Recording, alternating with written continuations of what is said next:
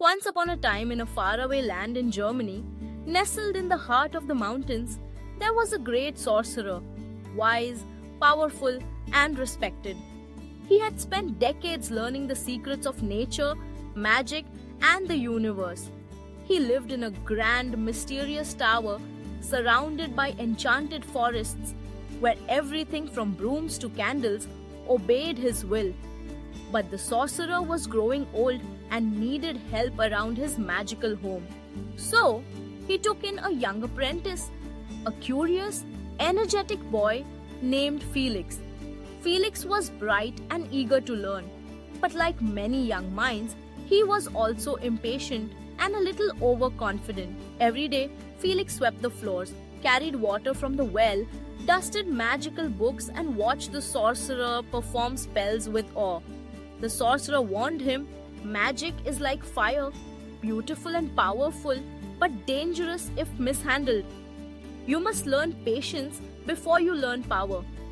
Felix nodded, but secretly he was itching to try a spell of his own. One morning, the sorcerer told Felix, "I'll be gone for the day. Do your chores and do not touch my spellbook."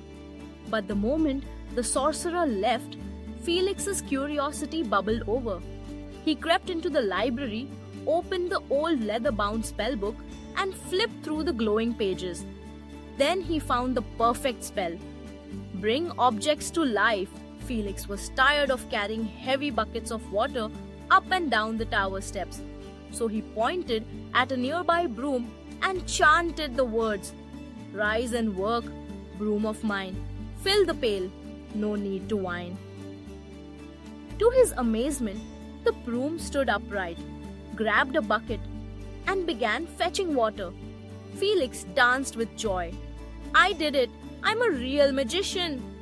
But soon, the bucket was full, and the broom kept going again and again and again. Water started to flood the room. "Stop!" Felix shouted. But the broom didn't listen. He tried to remember the spell to undo it, but he couldn't. In desperation, he grabbed an axe and chopped the broom in half. But then, both pieces became full brooms and both started fetching more water.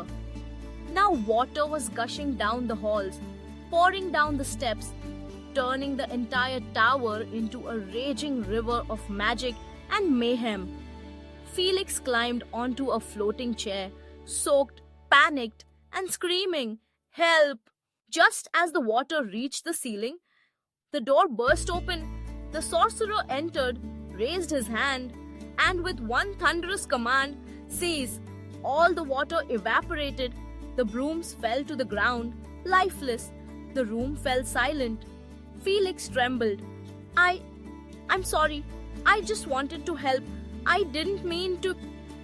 The sorcerer looked at him kindly but firmly and said, "Power without wisdom is chaos. You have talent, Felix, but now you must learn discipline."